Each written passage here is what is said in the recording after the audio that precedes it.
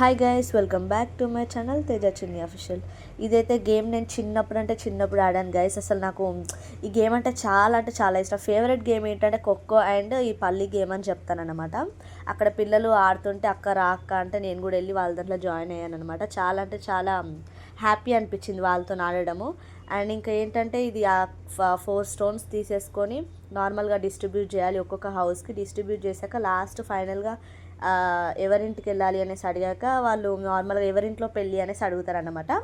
అది అయిపోయాక వాళ్ళు నా ఇంట్లో పెళ్ళి అనేది చెప్పారనమాట. అంటే నేను ఏ బాక్స్లో ఉంటే ఆ బాక్స్లో అనమాట.